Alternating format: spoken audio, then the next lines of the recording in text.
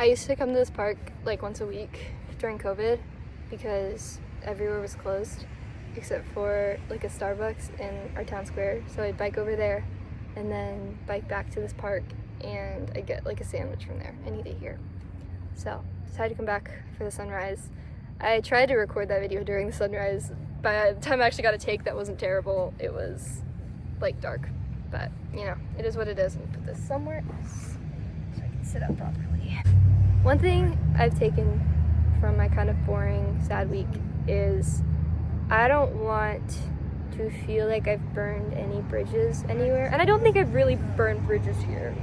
The people I don't like here are people I did everything in my power to get along with, and then they did something dumb, you know? So I don't think there's much I could have done differently here, but I don't want to have the same thing happen in my college town. Already, I've had situations, and I don't even think I'm in the wrong for being upset about them, but just like things where I could have turned my palms up and I didn't. I could have been more gracious and I wasn't. When I'm old, I want to know that I have done everything I could to care about every person that I met. You know what I mean? Which is a lot to ask. It doesn't mean that I have to like everyone. It just means that I'm okay with them, that I would talk to them if I saw them. Not that we're gonna hang out. So I think when I go back, I'm gonna try to fix some things. Even if I don't feel like it's mine to fix, or like my responsibility to fix, I'm gonna do it anyways, because I'd rather be overly generous to the point of like hurting myself a little bit than only protect myself and give no one any grace ever. So I think I'm gonna do that when I go home. I don't know what that means, but yeah. I hope the audio quality isn't terrible. The cars are really close by. They're just right here. Oh, you actually can't see them, but they're right past that playground. So might have been terrible, but I'm hoping it like added to it, you know? Guess I should go home now. Yeah.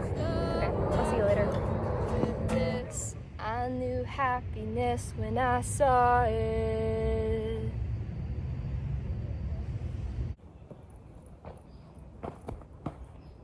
Oh, hey. So, I filmed that first video at the end of a very boring, disappointing spring break. I didn't really see anyone I knew. Didn't really get any communication from any of my friends back home, and I was understandably pretty bummed about it. And I decided I never want to feel that way here in my college town. This will shock you based on how I talk to myself constantly and the titles of my videos, but I'm a pretty socially awkward person. Never really considered myself a social butterfly, though I do love talking to people, and I'm relatively extroverted, I think. As a kid, I was very cerebral, very spacey. I was diagnosed with ADHD, which I'm not saying to justify everything, but that's just kind of how it started, I think. I was very spacey as a kid. Sometimes would not think about other people the way I should, and I think that has carried into my adulthood. I've always had a hard time maintaining relationships. I'm good at making short-term friendships, but I tend to get freaked out easily, which is a character flaw. I'm not saying like woe is me. It's 100% my fault, and it would be better if I wasn't like that. So I'm blaming myself. I have this tendency to put up with things for a long time, like things that I shouldn't put up with, and then one day I decide I just can't anymore, and I'm like, whatever, burn it all down, whatever, which is bad. That's no way to live. I can't keep expecting nothing from people and then one day realizing I should and dropping the whole thing. It's such a bad thing. And something like that kind of happened here, where I realized I'd been treated weirdly. I'm not gonna say badly, kind of badly, mostly just weirdly, and decided, well, screw that. I'm good. I don't want to be part of this relationship anymore, like this friendship. And so I didn't. I just stopped, you know. I went no contact, and I was fine. Like, I wasn't devastated. I really wasn't. My life went on just fine. But when I was home, I was like, what was the point of that? Like, and it's hard because I've had men treat me badly before, not in like any shocking way, just in the mundane way that men treat women badly. And so I'm kind of hyper vigilant to that. I am a pretty empowered person, and so I don't want to be anyone's therapist. I don't want to be anyone's mom. I think it's good to let your friends rely on you, but when it starts to feel like work, and I don't mean the regular fun friendship work that I was defending in my like last couple videos, but the grueling, I'm getting nothing out of this exhausting friendship, I start to freak out. I don't like that feeling. I don't like feeling like I'm being used. Even when I let it happen, like it is my fault at the end of the day. Like I don't have to let it happen. But I realized it and I dropped it. But when I was home, I was like, this was not worth that reaction. There were other people in my life who were worth that reaction. But like, this was not one of those situations. It was mundane. It was normal. It was fine. It was fixable.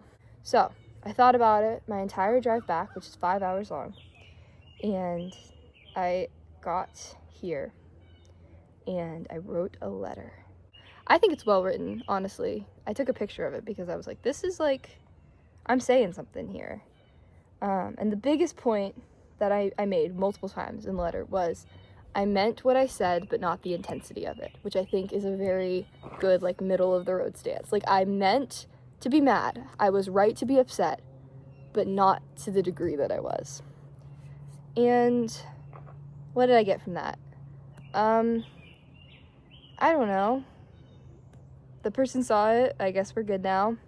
I guess the best thing that came out of it is just that I have peace, that I've known that I treated someone with every kindness I could, even if it never ends up going anywhere, which is cool.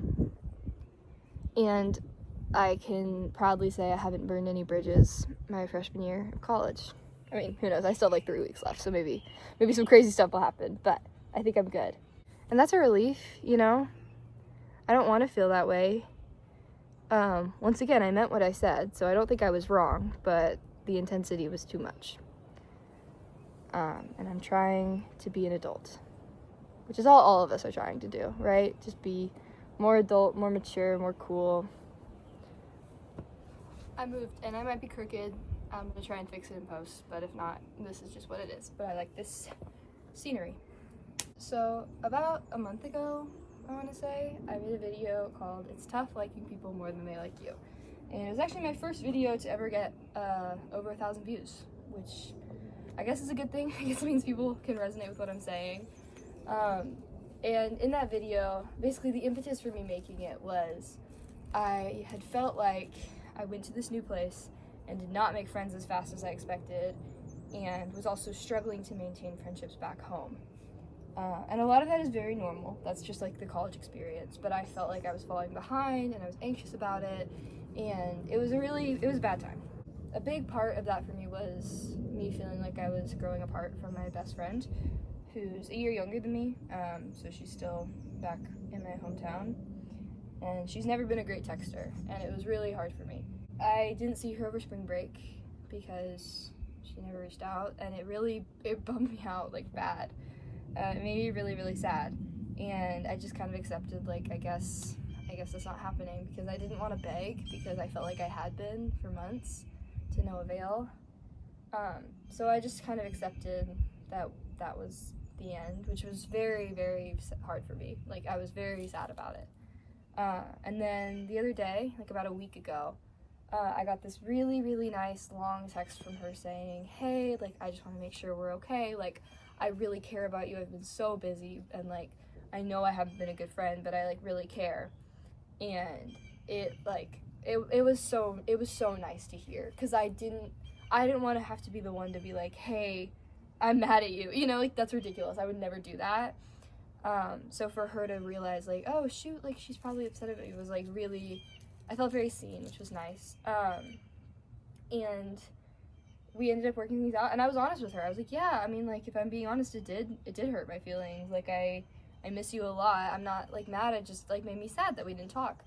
And now we're much better. You know, I don't think we're gonna be, like, BFFs again, just because, like, I mean, what's even the point? We're going to different colleges soon, and, like, you know, it's hard. But we're at least in a place where I know we'll see each other over the summer and hang out and stuff, and that's really good because she's very, very important to me. She's like the closest friend I've had since moving from London. So a big part of my fear about how much I moved around in my life is that I don't have any lifelong friendships.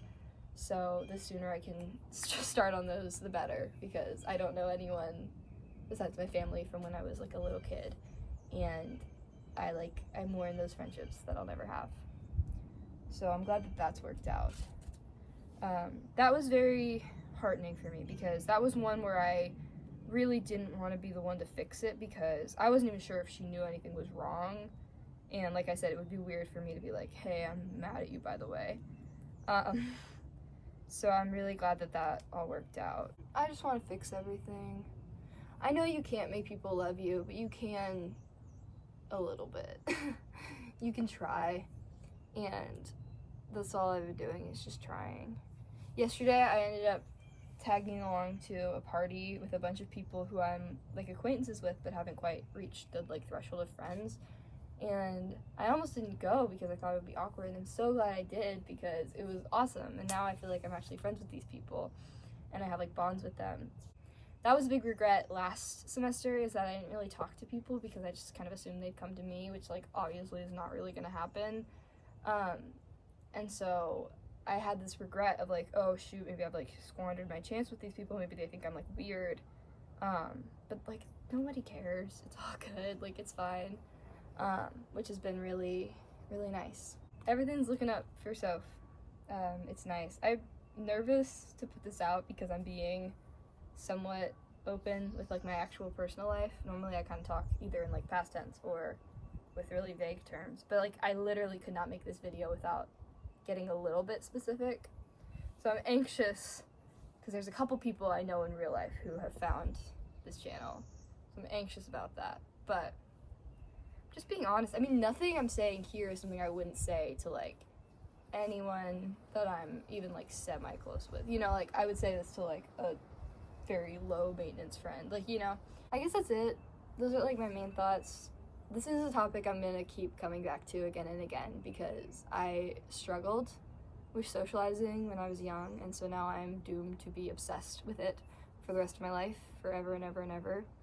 So I will definitely come back to this every year, every day. I think about it. But I also am trying to become more creative, to like think about things I don't normally consider, because I can talk about human connection and music all day long, but I also want to talk about things that are like a little bit more foreign to me, so I can like do research and think about things from a new point of view. So there'll definitely be some of that too. But other than that, have a good day. Go outside if you can. It's lovely. I just finished The Overstory by Richard Powers, which is a book about like trees and people trying to save trees. It's such a good book. I really recommend it.